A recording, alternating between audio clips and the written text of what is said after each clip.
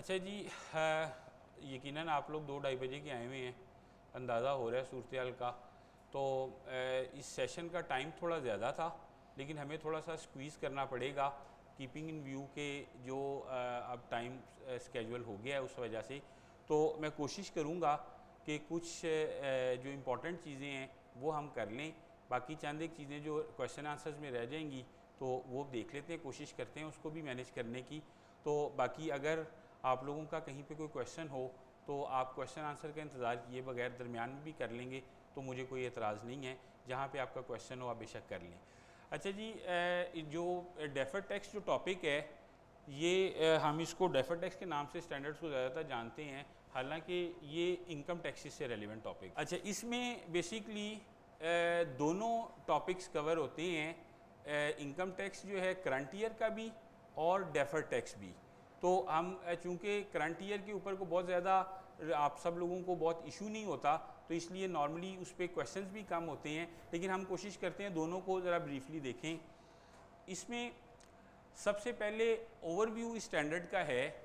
ये standard basically हमें क्या बता रहा है, टैक्सेशन की आपकी जो मेजरमेंट है वो आपने कैसे करनी है।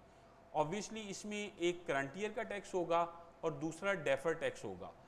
करंट ईयर का टैक्स का तो हमेशा से ये था, लेकिन जब ये स्टैंडर्ड आया पाकिस्तान के अंदर काफ़ी अरसे के बाद जाके ये 98 के अंदर बहुत पुराना आया हुआ था, लेकिन अडॉप्ट करते हुए बड़ा टाइम लगा। डेफर्ड टैक्स अडॉप्ट हुआ, फिर उसके बाद जो है लार्ज साइज़ के लिए हुआ, पब्लिक इंटरेस्ट करते कराते अब मीडियम साइज़ तक इसका स्कोप आ गया हुआ है, लेकिन डिस्क्लोजर रिक्वायरमेंट अभी भी थोड़ी सी दोनों की फ़र्क है। अच्छा, अब इसके अंदर जो हम बेसिकली देखेंगे टैक्सेशंस करंट टैक्स ईयर की भी और अगले सालों की भी। अच्छा, अब इसमें जो बेसिकली मेन बात है जो हमारे समझने वाली है कि ये टैक्सेशन जो हमारे से करवाएगा, जो इनकम टैक्स करंट ईयर का भी और जो फ्यूचर टैक्स के लिए भी करवाएगा, डेफर्ड टैक्स के लिए भी, ये बैलेंस शीट मेथड यूज़ करता है। इसके अंदर जो है हमारी सारी वर्किंग जो होती है वो हम बैलेंस शीट से ओरिजिनेट करते हैं और वहीं से कंक्लूड करते हैं। तो हमारे लिए प्रॉफिट एंड लॉस से ज़्यादा इम्पॉर्टेंट इसके लिए बैलेंस शीट होगी, स्पेशली डेफर्ड टैक्स के लिए। करंट ईयर बिल्कुल सिंपल मैटर है। करंट ईयर की टैक्सेशन ये है कि हमने प्रॉफिट एंड लॉस अकाउंट्स बनाया, अपनी एस्टिमेटेड लाइबिलिटी कैलकुलेट की, एक फ़िगर आई से 5 मिलियन मैंने टैक्स पे करना है, एस्टिमेटेड फ़िगर है। अब उसके लिए भी स्टैंडर्ड हमें कहता है कि इसको प्रेजेंट करें, जो आपकी करंट ईयर की एस्टिमेटेड लाइबिलिटी है उसको लाइबिलिटी बुक करें। हम आपने देखा होगा प्रोविजन फॉर टैक्सेशन के नाम से फाइनेंशियल स्टेटमेंट्स में लाइबिलिटी बुक कर लेते हैं, और साथ स्टैंडर्ड आपको कहता है कि आप उसके अंदर डिस्क्लोज़ करें कि आपका अगर कोई टैक्स ऑलरेडी पे हुआ है तो वो कितना है, वो हम एडवांस टैक्स में दिखा देते हैं। अच्छा, अब इसमें एक यहाँ पे एक क्वेश्चन आएगा, क्योंकि ये टॉपिक छोटा है इसलिए मैं इसको यहीं पे रैप अप कर लूँ कि बहुत सारे लोग अकाउंट्स के अंदर दोनों को नेट ऑफ भी कर लेते हैं। तो क्या इसमें कोई दुश्वारी है नेट ऑफ करने में? इसमें लॉ ने, ये स्टैंडर्ड्स ने थोड़ी सी कंडीशंस बताई। उन्होंने ये कहा कि अगर आप ये सर्टन हैं कि जनाब ये जो आपने टैक्स पे करना है और आपका जो जमा हुआ है ये उसी से पे होगा, तो आप इसको नेट भी कर लेंगे तो उनको कोई एतराज़ नहीं है। अब इसमें प्रॉब्लम ये आती है कि उसके अलावा और क्या हो सकता है। नॉर्मली हमारा इनकम टैक्स जो है वो उसी के अगेंस्ट पे होता है, तो हम इसलिए उसको अगर नेट भी कर लें तो स्टैंडर्ड हमें मना नहीं करता। लेकिन जो इसकी प्रेफर्ड प्रेजेंटेशन है वो यही है कि आप प्रोविजंस को अलहदा दिखाएं और एसेट जो आपका ऑलरेडी पे हुआ है टैक्स, जो डिपॉजिट गवर्नमेंट को हुआ है वो आप अलहदा से दिखाएं। तो ये बेसिकली है। आगे जो हम कैरिंग का डिफरेंस मैं आपको बताता हूँ। अब इसके अंदर जो ऑब्जेक्टिव स्टैंडर्ड का है, हमने थोड़ी सी बात तो कर ली है कि जी करंट ईयर के टैक्सेशन की हमें कहेगा, बताएगा कि आपने किस तरह से रिकॉर्ड करना है, हमने वो बात की भी है। Obviously keeping in view the time मैं थोड़ा सा कोशिश करूँगा कि चीज़ें स्किप भी ना हो, हम उन चीज़ों को डिस्कस भी कर लें और ताकि टॉपिक पूरा कवर हो जाए। अच्छा, अब जो है इसमें मेन बात ये इसकी हिस्ट्री है कि अब देखिए ये 1978 में स्टैंडर्ड आया था, लेकिन अडॉप्ट होते होते ये जाके हमारा जो है अडॉप्ट हम लोगों ने किया था 96 के अंदर, और फिर ये था इसका स्कोप पहले थोड़ा था, उसके बाद ये इसमें अमेंडमेंट्स आती रहीं, वो अडॉप्ट की जो थी पीरियड डिफरेंट था। अभी जैसे लास्ट एक अमेंडमेंट है वो 1 जनवरी 2023 से है, वो कोई इसी सिग्निफिकेंट इस वक्त नहीं है कि जिस पे हम डिस्कस करें, लेकिन 7 मई 2021 को एक लास्ट अमेंडमेंट आई थी। तो deferred tax liability arising from single transaction, ये नया कॉन्सेप्ट थोड़ा सा उन्होंने उसको मॉडिफाई करके डाला है, ये अभी देखते हैं टाइम के मुताबिक। अच्छा, अब इसमें की डेफिनेशंस हैं। ऑब्वियसली अब हम स्ट्रेट अवे बात करते हैं इनकम टैक्स करंट ईयर को। करंट ईयर की हमने बात की कि करंट ईयर की आप जो एस्टिमेट करें कि आपकी कितनी लायबिलिटी बनती है, वो लायबिलिटी को आपने प्रोविजन बुक कर लिया, साथ आपका एडवांस टैक्स पे हुआ है, ये आपकी मेन प्रेजेंटेशन है। अब जो आपको डेफर्ड टैक्स के लिए है, पहले हम ज़रा इसका थोड़ा सा एक बात करते हैं, डेफर्ड टैक्स की ज़रूरत क्यों पड़ती है। देखिए, डेफर्ड टैक्स की ज़रूरत इसलिए पड़ी कि इसमें जब ये इनकम टैक्स करंट ईयर को देखा तो हम इसकी वर्किंग जब करते हैं तो हमें एक चीज़ ऑब्वियस नज़र आती है। अगर हमने ये जिन लोगों ने टैक्स का थोड़ा सा किया हुआ है, ऑब्वियसली आप सब लोगों ने बेसिक कैफ लेवल तो ज़रूर पढ़ा होगा, फाइनल्स में भी बहुत सारे जो होंगे, कि आप देखें जब आप वर्किंग करने बैठते हैं तो सबसे पहले आप अकाउंटिंग प्रॉफिट लेते हैं, उसमें एडजस्टमेंट्स डालते हैं कि जी ये इनएडमिजिबल एक्सपेंस हैं, ये प्रोविजंस एडमिजिबल नहीं हैं, नोशनल जो हैं इनकम या एक्सपेंसेस एडमिजिबल नहीं हैं। ये सारी चीज़ें कहाँ पे हैं? इसके लिए आपको डेफर्ड टैक्स करने के लिए भी पहला जो आपको एक्सपोजर चाहिए वो इनकम टैक्स का चाहिए, कि अगर आपको इनकम टैक्स पे कमांड है तो आप फिर बेहतर तरीके से कर सकते हैं, क्योंकि टैक्स बेस जानना ज़रूरी है। टैक्स बेस कैसे जानेंगे? टैक्स बेस का मतलब ये है कि हमने अल्टीमेटली ये देखना है कि मेरे जो फाइनेंशियल स्टेटमेंट्स में, बैलेंस शीट में जो फिगर्स आ रही हैं और टैक्स के मुताबिक जो फिगर्स हैं उनका फ्यूचर में इम्पैक्ट क्या होगा। वो जो फ्यूचर का इम्पैक्ट फाइंड आउट करने के लिए हम डेफर्ड टैक्स को यूज़ करते हैं। देखिए, कुछ चीज़ें ऐसी होंगी जिनका टैक्सेशन पे कोई इम्पैक्ट नहीं है। अब जब हम कहते हैं कि बैलेंस शीट में कैश की फिगर आ रही है, उसका टैक्स पे क्या इम्पैक्ट होना है? कोई इम्पैक्ट नहीं है। लेकिन डेप्रिसिएशन का हमें पता है कि एक इम्पैक्ट है। क्यों? उसकी वजह यह है कि अकाउंटिंग के मुताबिक फाइनेंशियल स्टेटमेंट्स में जो डेप्रिसिएशन आ रही है, जो आपकी रिटर्न डाउन वैल्यू आ रही है, अगले सालों में आपने उस पर डेप्रिसिएशन चार्ज करनी है। अब उसके वाइस वर्सा टैक्स में भी एक फिगर आ रही है जो रिटर्न डाउन वैल्यू की होती है, आप डेप्रिसिएशन उसके ऊपर चार्ज करेंगे। अब जाहिर सी बात है, ये दोनों फिगर्स सेम नहीं होती रिटर्न डाउन वैल्यूज़ की। उसकी ऑब्वियस रीज़न है, जैसे कि हमें पता है कि क्यों सेम नहीं होती और क्यों सेम नहीं हो सकती। हमारा इनकम टैक्स लॉ ये कहता है कि डेप्रिसिएशन जो है अकाउंटिंग की, मैं उसको मानता ही नहीं। मैं मानता हूँ depreciation as per income tax law. आप इनकम टैक्स लॉ कैलकुलेट करें, फिर उसने इनकम टैक्स लॉ में पॉलिसीज़ बताई कि डेप्रिसिएशन कैलकुलेट करने का मैकेनिज़्म ये है कि आपने एक ही मेथड यूज़ करना है, रिटर्न डाउन वैल्यू। आप अकाउंटिंग में कोई और भी यूज़ कर रहे होंगे। दूसरा, आपका टैक्स के अंदर एक मेजर कॉन्सेप्ट है इनिशियल डेप्रिसिएशन का, जो कि अकाउंटिंग के अंदर एग्जिस्ट ही नहीं करता। अब जाहिर सी बात है, आपने इनिशियल डेप्रिसिएशन ली, एक टाइम था 75% तक इनिशियल डेप्रिसिएशन थी, यानी कि आपने एक एसेट परचेज किया है तो उसके अंदर चलिए पानी है, उसके अंदर मेनली जो बात थी कि 75% इनिशियल डेप्रिसिएशन और उसके अलावा नॉर्मल डेप्रिसिएशन भी, दोनों आपने चार्ज की। तो अब आप पता चला कि 85% पहले साल में डेप्रिसिएशन आप ले गए, तो रिटर्न डाउन वैल्यू आपकी क्या बहुत कम हो जाएगी।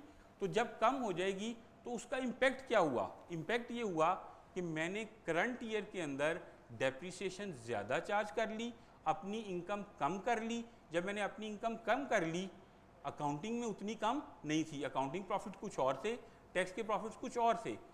अब करंट ईयर का मैंने प्रॉफिट तो कम कर लिया और टैक्स भी कम जमा कराया, लेकिन इसका कॉन्सिक्वेंट इम्पैक्ट क्या होगा?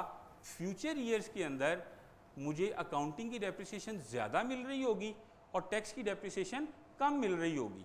तो अब ये जो इम्पैक्ट आया, अगले सालों में जब सालों में रिफ्लेक्ट होना है उसने जाके, इसके लिए हमें ज़रूरत पड़ी कि हम डेफर्ड टैक्स को अभी से, वो जो इम्पैक्ट हमने करंट डेट पे, क्लोजिंग डेट पे कैलकुलेट किया है कि ये अगले सालों में कितना होगा इम्पैक्ट, जो इनकम्स को करेगा इम्पैक्ट। ज़रूरी नहीं है कि सारी हम एक साल की कर रहे हैं, हम जितना भी इम्पैक्ट हमने कैलकुलेट किया उस डेट के ऊपर, वो हम सारा रिकग्नाइज कर लेते हैं।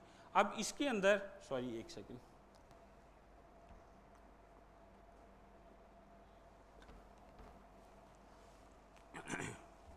पहली जो बात डेफिनेशन थी टैक्स बेस। टैक्स बेस हमने कहा कि एसेट्स एंड लायबिलिटीज़ की वो वैल्यू है जो कल को प्रॉफिट एंड लॉस में हम उसका इम्पैक्ट लेंगे। जैसे हमने डेप्रिसिएशन की मिसाल ली कि डेप्रिसिएशन टैक्स की हमने वो भी अगले सालों में क्लेम करनी है टैक्स के लिए, अकाउंटिंग की अकाउंटिंग के लिए क्लेम करनी है। इसी तरह और कुछ चीज़ें हैं जो अदर देन थोड़े से कॉम्प्लेक्स टॉपिक बिल्कुल सिंपलेस्ट फॉर्म में हैं, वो हैं प्रोविजंस। अब मैंने कोई प्रोविजन क्रिएट की है, अब इनकम टैक्स ऑर्डिनेंस किसी प्रोविजन को मानता ही नहीं है, वो कहता है जी कि no this is notional value, actual नहीं। आप मिसाल के तौर पे बैड डेट्स की मैंने कहा मुझे प्रोविजन दे दें, अकाउंटिंग ने अलाउ कर दी, टैक्स ने कहा सॉरी हम आपको नहीं अलाउ कर सकते, आप एक्चुअल बेसिस पे टैक्स का बैड डेट्स का एक्सपेंस लेंगे, ठीक है, प्रोविजन को इनएडमिसिबल कर देता है। अच्छा, उसके अलावा हमने ये जो रिटायरमेंट बेनिफिट सारे लेते हैं वो भी प्रोविजनल फिगर्स हैं, इनकम टैक्स ऑर्डिनेंस उनको भी नहीं मानता, वो कहता है जी एक्चुअल बेसिस पे जो आपने पेमेंट की है वो आप हमारे से एक्सपेंस ले लें, हमें कोई एतराज़ नहीं है।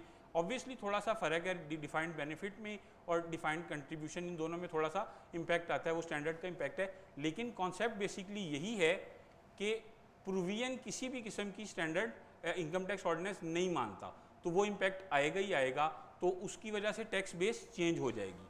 तो पहली बात है टैक्स बेस के लिए कहता है tax base of an asset और liability is the amount attributed to that asset और लायबिलिटी फॉर टैक्स पर्पजेस, ठीक है, जो टैक्स पर्पज़ के लिए होगी। जैसे कि written down value of depreciable asset, वो आपकी टैक्स बेस है, और आपकी written down value in financial statement उसको हम कहेंगे कैरिंग वैल्यू। जो फाइनेंशियल स्टेटमेंट्स में फिगर आ रही हैं दीज आर कैरिंग वैल्यू, और जो टैक्स के अंदर उसकी वैल्यू होगी वो टैक्स बेस होगी।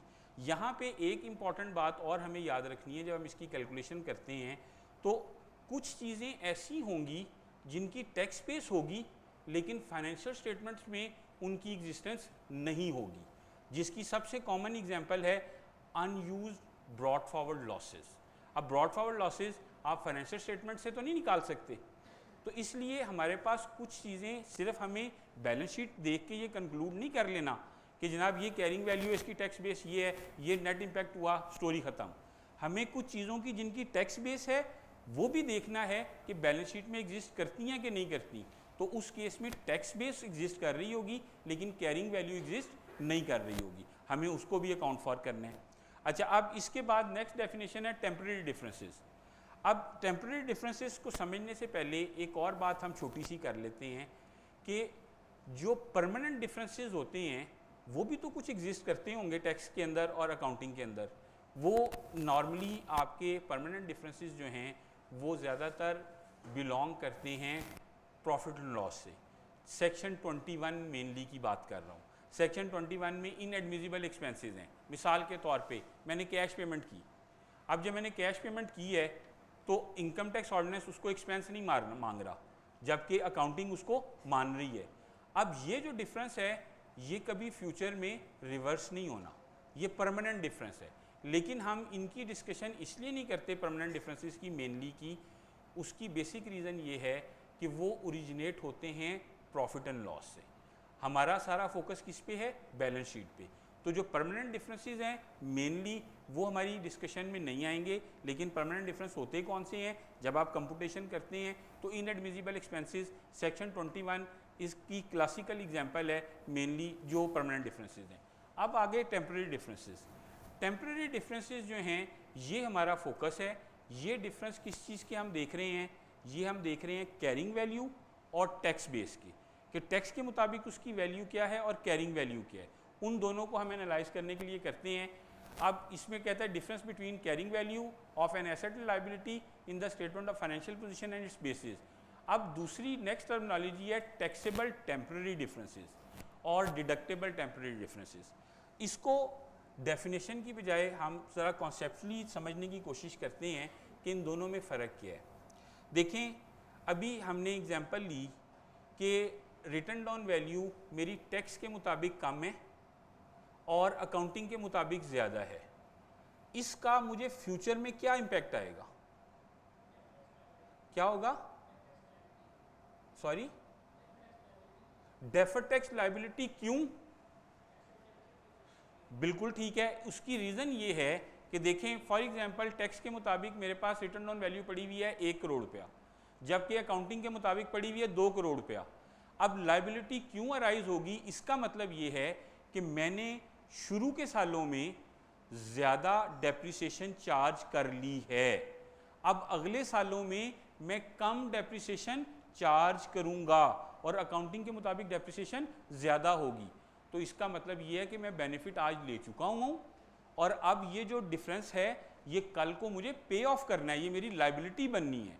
तो टेम्परेरी डिफरेंसेस में इसकी मेन एग्जांपल ये होगी कि इसमें अगर हम एसेट को देखेंगे टैक्स बेस कम होगी और कैरिंग वैल्यू ज़्यादा होगी, और जब ये दोनों का डिफरेंस होगा इसका मतलब ये है कि ये टैक्सेबल टेम्परेरी डिफरेंसेस हैं, ये कल को मुझे पे ऑफ करने हैं, मेरी लाइबिलिटी बननी है।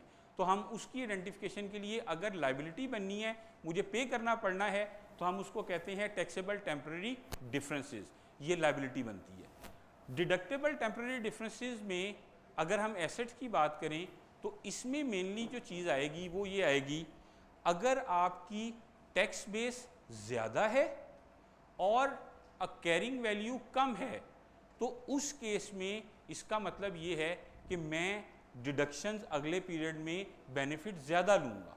तो जब ज़्यादा लूँगा तो हम उसको डिडक्टेबल टेम्परेरी डिफरेंस कहते हैं। दिस इज़ एसेट, ये डेफर्ड टैक्स एसेट जनरेट करेगा आपका। तो टैक्सेबल टेम्परेरी डिफरेंसेस से हमारा लाइबिलिटी जो ओरिजिनेट होती है और डिडक्टेबल टेम्परेरी डिफरेंसेस से हमारा एसेट क्रिएट होता है। मैंने एसेट की एग्जांपल दी है, जब हम लाइबिलिटी की बात करेंगे तो ये वाइस वर्सा हो जाएगा। टैक्सेबल टेम्परेरी डिफरेंसेस के अंदर मेरी क्या होगी, टैक्स बेस लाइबिलिटी की ज़्यादा होगी और कैरिंग वैल्यू कम होगी। तो ये आपने एसेट्स और लाइबिलिटी में वाइस वर्सा देखना है, ठीक है। अच्छा जी, अब जो है नेक्स्ट बात डेफर्ड टैक्स लाइबिलिटी और डेफर्ड टैक्स एसेट, ये हमने किसी हद तक बात शुरू में कर ली है कि deferred tax liability amount of income tax payable in future period in respect of taxable temporary differences जो हैं ये आपका डेफर्ड टैक्स लाइबिलिटी बनेगा।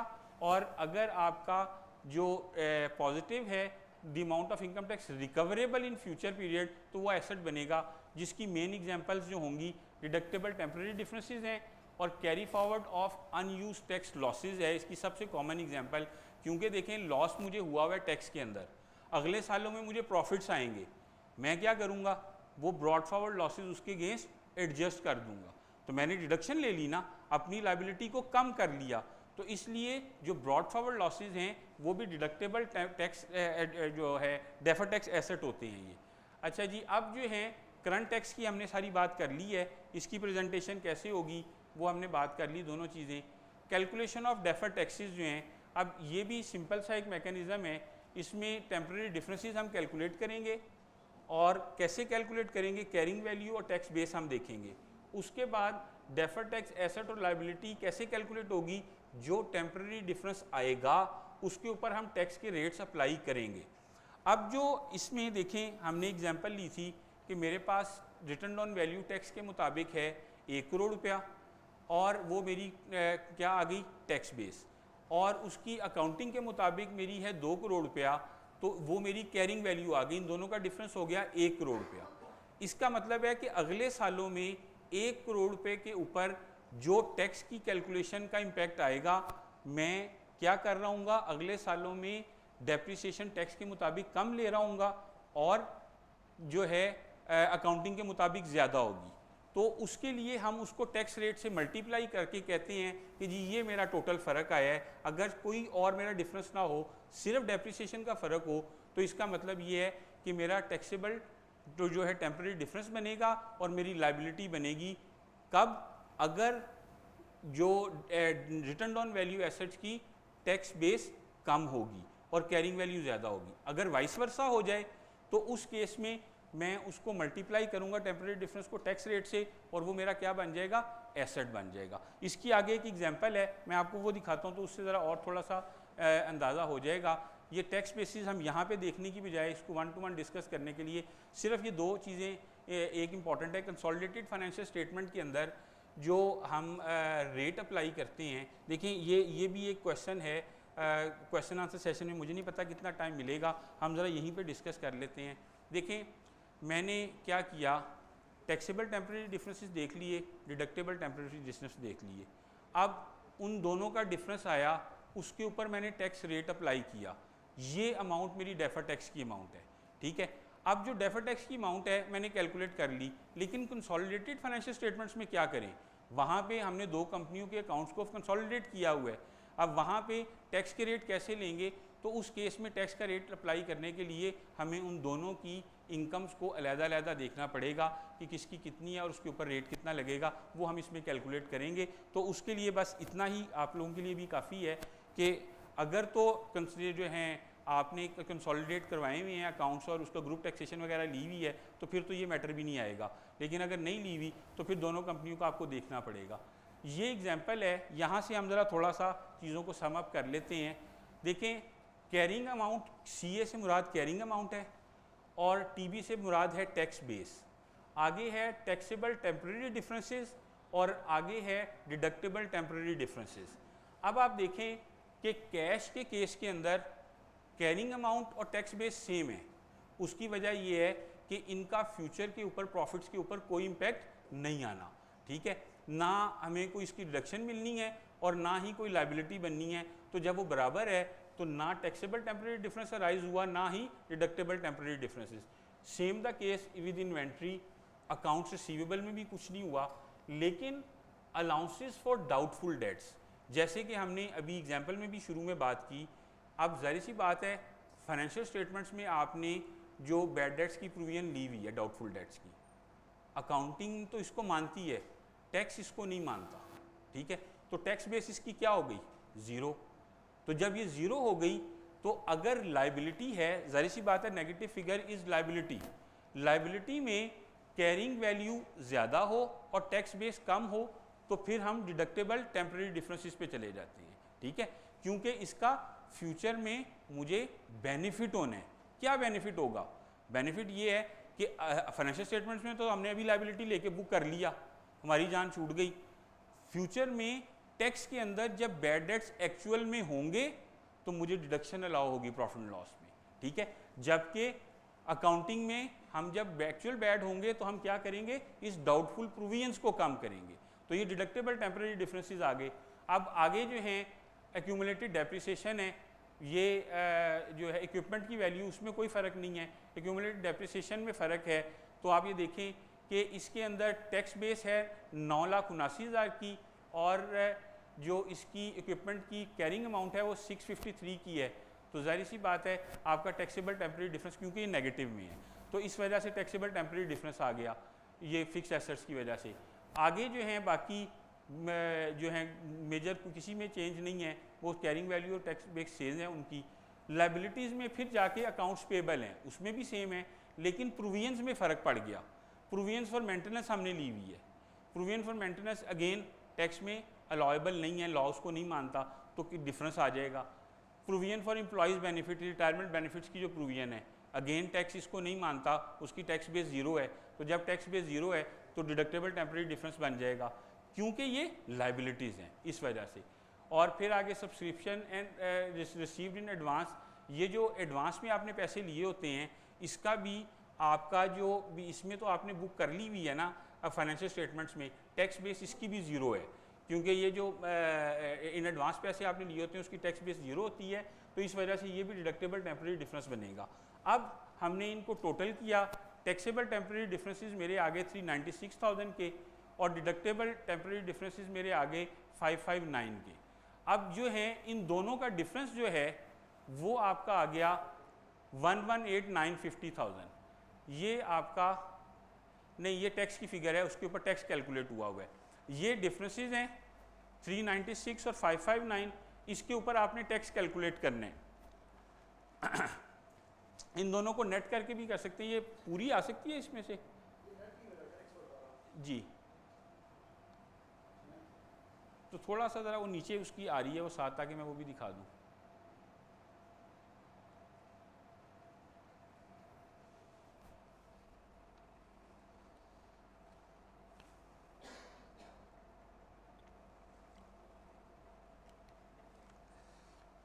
अब ये देखें, इसके अंदर जो डेफर्ड टैक्स लाइबिलिटी आपकी बनी है वो 118 है। ये फिगर कैसे आई है? टैक्स का रेट आपने अप्लाई किया है इसके ऊपर, ठीक है। जो टैक्सेबल टेम्परेरी डिफरेंसेस हैं उसके ऊपर आपने टैक्स का रेट अप्लाई किया, आपकी जो अमाउंट आ गई और आपने उसको डेफर्ड टैक्स लाइबिलिटी में क्रेडिट कर दिया, वो क्योंकि लाइबिलिटी है। डेफर्ड टैक्स जो है डिडक्टेबल टेम्परेरी डिफरेंसेस 559 है, उस पर टैक्स का रेट अप्लाई किया तो ये 167,000 की अमाउंट आ गई। ये आपने जो है इसमें से ओपनिंग ब्रॉड बैलेंस चूँकि एसेट का है वो आपने एडजस्ट किया है। इस एग्जांपल में लिया हुआ है हमने डेफर्ड टैक्स एसेट के ऊपर टैक्स जो बना था 167,000 का बना है और ये ओपनिंग बैलेंस है वो उसमें से माइनस कर दिया, तो माइनस करने के बाद 131,000 बना। 131,000 एसेट है, उसको मैंने डेबिट रिकॉर्ड कर लिया और डिफरेंशियल जो है वो मेरा डेफर्ड टैक्स का जो मेरी आपकी एक्सपेंस आ जाएगा, लाइबिलिटी आ जाएगी। ये इनकम टैक्स में हम चार्ज करेंगे। तो ये आपकी एक सिंपलेस्ट एग्जांपल है जो हमारा स्टार्टिंग पॉइंट है कि हम इसको किस तरह से देखेंगे। तो इसमें आप ये देखेंगे प्रोविजंस मेनली, रिटायरमेंट बेनिफिट्स, इसके अलावा और जो चीज़ें हैं वो मैं भी आपको दिखाता हूँ थोड़ा सा चीज़ें को स्किप करके। उसमें ये हैं कि मेनली जो बनेंगी fair market valuation, revaluation of fixed assets, उसके अलावा और कुछ चीज़ें हैं। लेकिन आपको यहाँ पे जो टाइम कंस्ट्रेंट की वजह से 2-3 मेजर क्वेश्चंस आते हैं, वो ये आता है कि अब हम डेफर्ड टैक्स का जो बुक करते हैं, ये हमने डेफर्ड टैक्स एक्सपेंस बुक किया, क्या अगर मैं फाइनल टैक्स के अंदर फॉल करता हूँ तो फिर मुझे डेफर्ड टैक्स की लाइबिलिटी या एसेट बुक करना है कि नहीं करना? तो इसका आंसर ये है कि हमने बुक नहीं करना। उसकी बेसिक रीज़न ये है कि देखें, जब मेरी लाइबिलिटी टैक्स होनी ही फाइनल के ऊपर है, जो मेरा टैक्स कटेगा, तो उस सूरत में मुझे इसको बुक करने की ज़रूरत क्यों पड़ेगी? ठीक है, वो जो बेनिफिट है वो रिवर्स होगा कैसे? फाइनल टैक्स के अंदर आपको डिडक्शन अलाउ ही कोई नहीं है। आप किसी एक्सपेंस की डिडक्शन ले सकते हैं?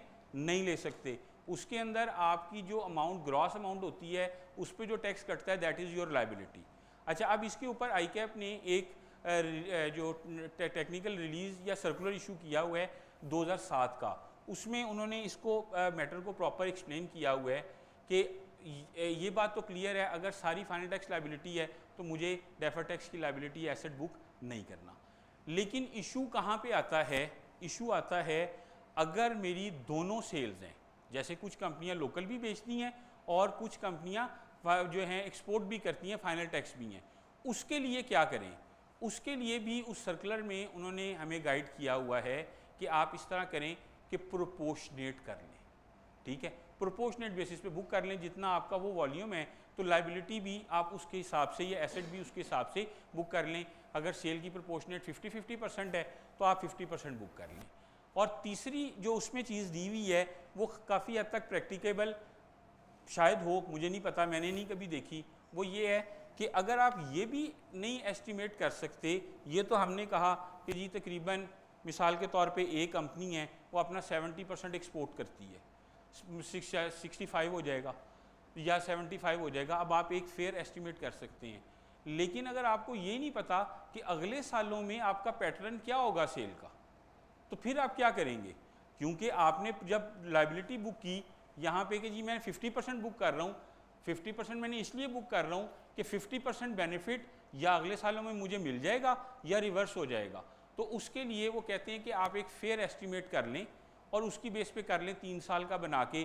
तो ये उसी सर्कुलर में लिखा हुआ है, लेकिन नॉर्मली उसकी ज़रूरत हमें कम पड़ती है। ज़्यादातर हम इसकी जो हैं वो प्रोपोर्शनेट सेल की बेसिस पे कर लेते हैं, या फिर फाइनल टैक्स जो है उसके केस में हम इसकी लाइबिलिटी बुक नहीं करते। तो ये बेसिक एक यहाँ पे क्वेश्चन टू बी डिस्कस था, मैंने कहा आपके साथ ये भी एड्रेस शेयर कर लें। अच्छा जी, ये एक छोटी सी एग्जांपल है। ये इसके अंदर हमने लिया हुआ है कि अकाउंटिंग लॉस हुआ मुझे पहले साल में, तो ये सारा लॉस मैंने कैरी फॉरवर्ड कर दिया। अब जब मैं कैरी फॉरवर्ड करूँगा तो ऑब्वियसली इसका मुझे क्या बेनिफिट मिलेगा? ये लॉस में अगले सालों में इसको एडजस्ट कर सकता हूँ, डिडक्शन के तौर पे क्लेम कर सकता हूँ। तो इस वजह से मेरा डेफर्ड टैक्स एसेट बनेगा। मैंने 20% टैक्स का रेट इसमें लिया हुआ है, तो 400 मिलियन कह लें उसका लॉस है, तो 20% उसके ऊपर टैक्स की अमाउंट जो है ये मेरा एसेट बन गया। डेफर्ड टैक्स इनकम का एक्सपेंस भी मैंने 80 रुपीज़ का बुक कर लिया क्योंकि यही मेरा एक्सपेंस है। अब आ जाए प्रॉफिट एंड लॉस स्टेटमेंट के अंदर, चूंकि मेरी करंट ईयर की लाइबिलिटी कोई नहीं है इनकम टैक्स की, वो ज़ीरो आ गई। डेफर्ड टैक्स 80 रुपीज़ की थी, वो मैंने बुक कर ली, और मेरा टोटल एक्सपेंस जो है प्रॉफिट आफ्टर टैक्स जो होगा उसमें से ये लॉस है, इसमें से ये माइनस करके 320 का मैंने कैलकुलेट कर लिया। ये मेरा ईयर 1 आ गया जिसमें सिर्फ लॉस था, तो मैंने डेफर्ड टैक्स एसेट बुक कर लिया। ठीक है, अगले साल जब हम आए तो मुझे अकाउंटिंग प्रॉफिट हुआ 100 मिलियन का। अब इसमें से एक तो ये भी प्रोबेबिलिटी है कि मैं सारे का सारा लॉस इसमें से सेट ऑफ कर सकता हूँ, लेकिन आपको ज़ाहिर सी बात है, सबने टैक्स देखा हुआ है, सारा लॉस अब आप सेट ऑफ नहीं कर सकते। 1 करोड़ रुपये से ज़्यादा अगर हो तो लॉ ने ब्रॉड फॉरवर्ड जो डेप्रिसिएशन है उसके अनअब्जॉर्ब डेप्रिसिएशन और अमोर्टाइजेशन उसके लिए लिमिट कर दी है, तो इसलिए अब सारा लॉस ब्रॉड फॉरवर्ड उस साल की इनकम के अगेंस्ट एडजस्ट नहीं हो सकता। तो उसी को मद्देनज़र रखते हुए मैंने कहा जी हमने सिर्फ 50 मिलियन तक का एडजस्ट कर सके। तो जब कर सके तो 50 मिलियन की मेरी इनकम बन गई आफ्टर टैक्स। इसके ऊपर मैंने टैक्स कैलकुलेट किया 20% के हिसाब से, तो 10% बना, ये मेरा नॉर्मल इनकम टैक्स है। ये नॉर्मल इनकम टैक्स मैंने करंट पीरियड टैक्स में बुक कर लिया। अब जो था मेरा ब्रॉड फॉरवर्ड लॉसेस जो थे अनयूज टैक्स लॉसेस, वो 350 मिलियन के रह गए। उस पर 20 मिलियन का 20% का मैंने टैक्स का रेट लगाया, तो 70 मिलियन आ गया। अब मेरा जो डेफर्ड टैक्स एसेट 80 मिलियन से अब कितना रह गया, 70 मिलियन। तो जो 10 मिलियन का इम्पैक्ट है ये मुझे रिवर्स करना है, तो ये डेफर्ड टैक्स यहाँ पे अब मैंने एक्सपेंस ले लिया 10 मिलियन का, तो ये मेरा टोटल एक्सपेंस आ गया। तो ये इसी तरह लाइकवाइज अगले सालों में चलता जाएगा। यहाँ पे देखें ये एडजस्ट होता जा रहा है सारा, ये सारा एडजस्ट हो गया। नॉर्मल टैक्स लायबिलिटी एडजस्टमेंट के बाद जो अमाउंट है हमने उस पर कैलकुलेट किया हुआ है, और ये इसकी बेसिक प्रेजेंटेशन है, बिल्कुल सिंपलेस्ट फॉर्म में जो हो सकती है। ठीक है, अच्छा जी, recognition of deferred tax liabilities, इसमें सर कितना टाइम और आप 10 मिनट? ठीक है, चलिए जी, अब ये कह रहे हैं 10 मिनट में हमने सेट ऑफ करना है, तो इसको कंक्लूड। तो मैं ये चाह रहा था कि आपको जो इसमें से ज़रूरी कुछ चीज़ें हैं वो ज़रा दिखा दूं, जिससे हमने जितना पढ़ा है वो क्लियर हो जाए, आप उसको अप्लाई कर सकें। देखें, ये जो इसमें है प्रेजेंटेशन में, ये डिस्क्लोजर रिक्वायरमेंट्स हैं, ये आप लोगों को बड़ा ज़रूरी चाहिए होते हैं। करंट ईयर का एक्सपेंस मुझे बताना है इनकम टैक्स का, any adjustment of taxes of prior period. अच्छा, इसमें एक और यहाँ पे adjustment of taxes of prior period में एक क्वेश्चन अराइज हुआ, लास्ट टाइम हमने उस पर बात भी की, कि अगर फॉर एग्जांपल मैंने अभी आपके सामने एग्जांपल में 20% टैक्स की प्रोविजन ली थी कि टैक्स का रेट 20% है, पिछले साल तक 20% था, फाइनेंस बिल आया 25% हो गया, तो अब पिछले साल की फिगर्स भी तो चेंज होनी है, ओपनिंग बैलेंस तो जो है वो वही रहने। तो उसके लिए स्टैंडर्ड ये कहता है कि आपका अगर टैक्स का रेट चेंज हुआ है तो आपने जो रिकॉन्सिलेशन बनाई हुई है उसमें अलहदा से बताना है कि ये मेरा डेफर्ड टैक्स का जो इम्पैक्ट आया है ये चेंज इन रेट की वजह से आया है। तो वो जब रिकॉन्सिलेशन बनाएंगे 5% का एडिशनल हम बुक करेंगे, तो वो आप अलहदा से उसको ईजिली बुक कर सकते हैं, उसका कोई मेजर इशू नहीं होगा। अच्छा जी, amount of deferred tax expenses आपने बताने हैं, तो ये एक रिकॉन्सिलेशन बनी हुई है, मैं आपको डायरेक्टली वही दिखाता हूँ। ये बेसिकली आप लोगों को प्रेजेंटेशन ले लीजिएगा, इसमें आपको फ़र्क पता चल जाएगा। हम तो जो ज़्यादा वर्किंग कर रहे हैं वो जो लार्ज साइज़ ऑर्गेनाइजेशन या पब्लिक इंटरेस्ट के लिए जो बात कर रहे हैं फुल स्टैंडर्ड, तो एसएमई के जो स्टैंडर्ड्स हैं उसके लिए भी जो रिक्वायरमेंट्स हैं इसमें बताई हुई हैं, तो वो दोनों का कंपैरिजन पूरा दिया हुआ है कि लार्ज साइज़ के लिए आपने क्या डिस्क्लोज़ करना है और मीडियम साइज़ के लिए।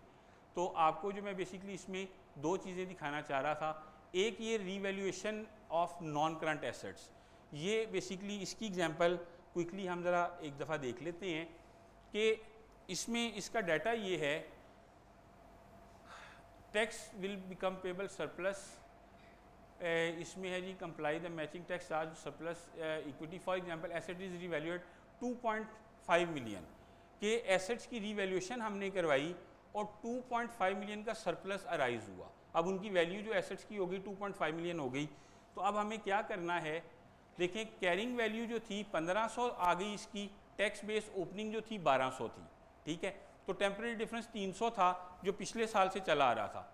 अब हमने जब रीवैल्यूएशन करवाई तो 1500 मिलियन या 15 लाख कह लें, 15 लाख रुपए से इंक्रीज़ हुई और डेप्रिसिएशन हमने जो माइनस की नेट हमारा क्लोजिंग बैलेंस आ गया 2.5 मिलियन।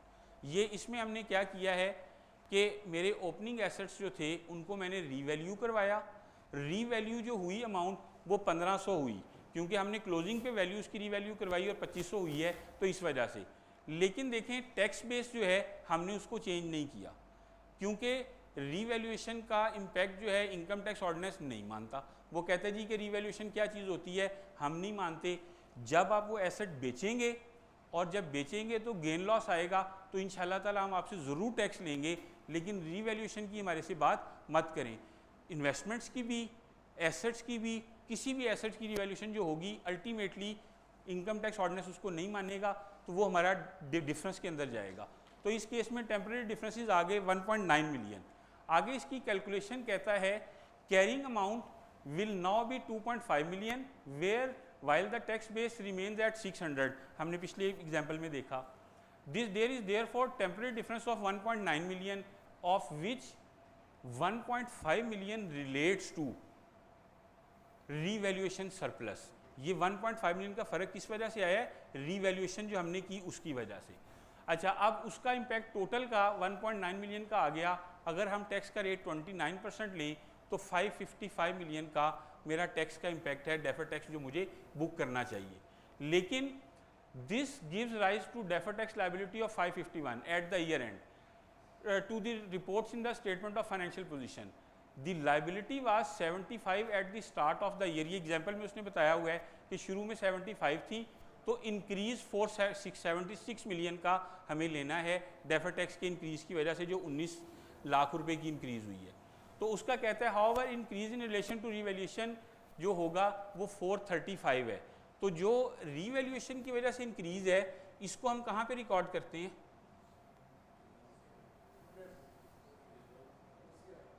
OCI में रिकॉर्ड करते हैं। ठीक है, तो इस केस में वो यही कह रहा है कि however the increase in relation to revaluation surplus जो 435 will be charge to revaluation reserve and reported within the other comprehensive income. The remaining increase of 45 million will be charge to the statement of profit and loss. तो profit and loss statement में जो हम जो difference है revaluation surplus का और accelerated depreciation का जो नेट इम्पैक्ट है वो प्रॉफिट एंड लॉस में जाएगा और रिवैल्यूएशन सरप्लस का जो जाएगा OCI में। अब टाइम की कीमत जो ज़रा कमी की वजह से मैं ज़रा बस सिर्फ एक पॉइंट आउट कर दूं कि हम जब डेफर्ड टैक्स कैलकुलेट करते हैं तो स्टैंडर्ड हमें कहता है जो ओरिजिनेट हुआ OCI से वो इम्पैक्ट आप OCI में ले जाएं, जो इक्विटी की वजह से हुआ वो इक्विटी में ले जाएं, और जो प्रॉफिट एंड लॉस की वजह से हुआ उसको प्रॉफिट एंड लॉस में इफ़ेक्ट को लें। ये मैं आपको एग्जांपल्स यहाँ से दिखा देता हूँ। ये डेफर्ड टैक्स लायबिलिटी सिंपल है। ये इसमें आपको एक इलस्ट्रेशन मिल जाएगी जिसमें सारी accelerated depreciation for tax purpose दिया हुआ है। Revaluation of investment of properties fair market value पे जब हमने की उसकी वजह से आपका डिफरेंस अराइज होगा। Revaluation of property plant and equipment जब हमने की उसकी वजह से अराइज होगा। Revaluation of equity instruments to fair market value profit and loss उसकी वजह से होगा। Revaluation of financial assets at fair value ये OCI के थ्रू जाना है, लेकिन हमने इसमें पूरा लिया हुआ है। रीवैल्यूएशन ऑफ फॉरवर्ड कॉन्ट्रैक्ट वो भी आएगा। Hedging at times to fair value, क्योंकि आपको पता है कि हेजिंग को भी इनकम टैक्स लॉ नहीं मानता।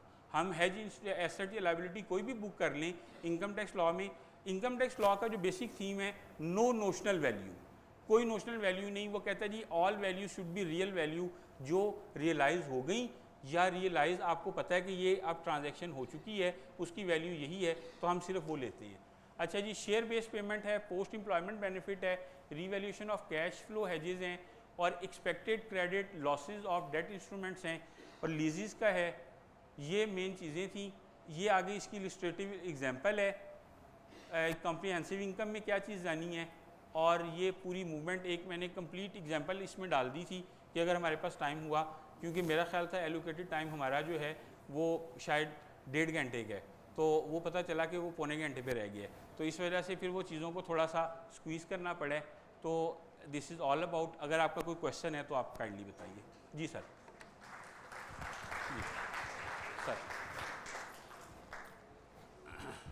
सर क्वेश्चन ये था कि आपने बात की थी कि अगर तो सारी आपकी जो इनकम है FTR में है तो डेफर्ड टैक्स जी नहीं होगा, मेरा क्वेश्चन ये है कि अगर इनकम आपकी सर्विसेज टैक्स में फॉल करती है, जी। फॉर एग्जांपल 8% पे टैक्स हो रही है, जी और मैंने कॉन्ट्रैक्ट एसेट रिकग्नाइज किया है एज़ पर IFRS 15, ठीक है। ठीक है, उस केस में जब मैं करंट टैक्स की प्रोविज़न करूँगा कि जो मैंने रेवेन्यू बुक किया है बेस्ड ऑन IFRS 15, जी उसके ऊपर 8% की प्रोविज़न होगी? सर देखें, इसमें सिंपल सी बात है, आपने करंट ईयर की प्रोविजंस करनी है करंट रेट्स के मुताबिक। आपकी जो करंट इनकम आई उस पर जो लाइबिलिटी बनी एस्टिमेटेड लेके आपने इनकम टैक्स प्रोविजन कर ली, nothing to do with defer tax. वो तो डेफर टैक्स तो अगले सालों पे जाके उसका इम्पैक्ट आना है ना। तो करंट ईयर की प्रोविजन आपकी मिनिमम टैक्स सिर्फ फाइनल टैक्स का इशू होगा, ठीक है, क्योंकि फिक्स टैक्स है ना, अगले सालों में भी फिक्स आना है। मिनिमम टैक्स तो जो है उसमें आपको तो ये नहीं पता कि अगले सालों में आप 29% टैक्स पे कर रहे होंगे या 8% कर रहे होंगे। तो उसलिए आप उसको अगले डेफर टैक्स की कैलकुलेशन जो करेंगे वो रेट पे ही करेंगे। और करंट ईयर की प्रोविजन जो है जो भी बनी है, अगर आपकी लाइबिलिटी 1.25% बनी है टर्नओवर टैक्स, तो आप वही लेंगे। लेकिन डेफर टैक्स तो अगले सालों को आप कैसे प्रिडिक्ट करेंगे कि अगले साल भी 1.113 में जाएंगे? अगर हिस्टोरिकल रिकॉर्ड ये है कि हमें हर साल मिनिमम टैक्स ही एप्लीकेबल हो रहा है, जी, तो इस केस में फिर इस केस में देखें, इस केस में थोड़ी सी गाइडेंस अवेलेबल हैं।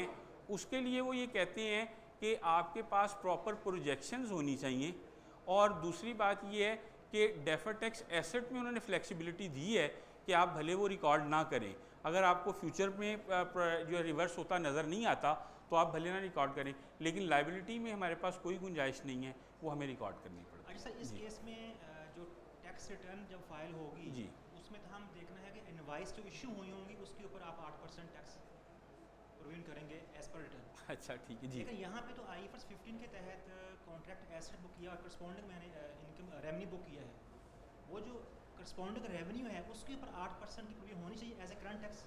देखें सिंपल बात, इसको ज़रा थोड़ा सा आप हाँ, हम चीज़ों को मिक्स ना करें। इनकम टैक्स लॉ के रूल्स क्लियर है, आपने लाइबिलिटी कैसे कैलकुलेट करनी है, ठीक है। अगर आपने लाइबिलिटी देखें, अब हम इस पर तो ये भी आर्ग्यू कर सकते हैं कि फ़ाइनल टैक्स के लिए मैंने सेल ही नहीं की हुई, लेकिन मुझे एडवांस पैसे आए, मैंने उसको 1% को इनकम टैक्स लाइबिलिटी में लिया हुआ है, तो लिया हुआ है, उसका आपकी जो डेफर टैक्स की वर्किंग पे कोई इम्पैक्ट नहीं आना। कैसे आप इम्पैक्ट लेंगे उसका? देखें, आप ये कह रहे हैं कि मिनिमम टैक्स के लिए आपने 8% ये सेल इसमें शामिल करनी है या नहीं करनी, होनी है या नहीं होनी। सेल होगी या नहीं होगी, आपने जो लाइबिलिटी करंट एस्टिमेट के मुताबिक ली वो ले ली, ठीक है। कैरिंग वैल्यू आपकी बैलेंस शीट में आ रही है, ठीक है। कैरिंग वैल्यू आपकी जो डेटर्स की होती है वो उसका कोई इम्पैक्ट टैक्स बेस और कैरिंग वैल्यू में डिफरेंस नहीं होता, सिर्फ प्रोविजन का होता है। Sir in case of contract asset है, वो तो ट्रेड रिसीवेबल में तो नहीं होगा, वो जी, इक्वल होगा कैरिंग अमाउंट और टैक्स बेस, लेकिन कॉन्ट्रैक्ट एसेट तो कैसा कॉन्ट्रैक्ट है वो बताएं मुझे, मैं नहीं समझा ना वो कैसा कॉन्ट्रैक्ट है। सर्विसेज जी, सर्विसेज में ठीक है जी। उसमें अगर आपने ऑब्लिगेशन परफॉर्म कर दी हुई है जी, रिपोर्टिंग डेट पे, लेकिन जी, इनवाइस नहीं हुआ किसी वजह से, जी, तो हम कॉन्ट्रैक्ट एसेट बैलेंस शीट में रिकॉर्ड कर लेते हैं, करस्पॉन्डिंग रेवेन्यू करते हैं एज पर जी, IFRS 15। जी, जी। वो जो कॉन्ट्रैक्ट एसेट है इस केस में उसके ऊपर डेफर टैक्स होगा फिर? देखें, आप इसको जब ये बात कर रहे हैं, आपने एक सेल बुक की है as per accounting, revenue book किया है एज पर अकाउंटिंग, ठीक है।